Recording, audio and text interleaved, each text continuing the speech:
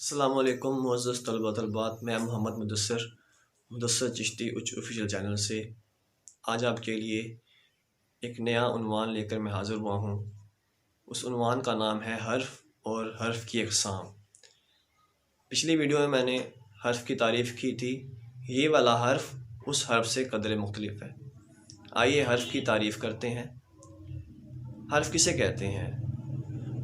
اس کا جواب یہ ہے کہ حرف ایسا کلمہ جو خود تو اکیلا معنی نہ دے اور نہ ہی کسی کے کام کرنے یا ہونے کو ظاہر کرے، لیکن یہ دو کلموں کو آپس میں ملائے اور ان کے ساتھ مل کر اپنا معنی دے، اسے ہم حرف کہتے ہیں۔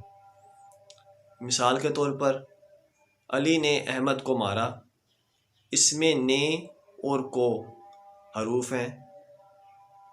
ارسلان اور احمد گھر گئے، اس میں اور حرف ہے۔ زمین سے لے کے آسمان تک، سے اور تک، یہ دونوں حروف ہیں۔ حرف کی مختلف قسمیں ہیں، اقسام ہیں اس کی۔ دیکھنے میں آیا ہے کہ حروف کی تقریباً 12 قسمیں ہیں۔ آپ کو بتا دیتا ہوں۔ پہلی ہے حرف شرط، دوسری ہے حرف تعسف، تیسری ہے حرف جار، چوتھی ہے حرف علت، پانچویں ہے حرف ندا، چھٹی ہے حرف تشبیہ، حرف استفہام ساتویں، حرف عطف آٹھویں، حرف بیان نویں، حرف اضافت 10ویں، حرف نفرین 11ویں اور حرف تحسین 12ویں۔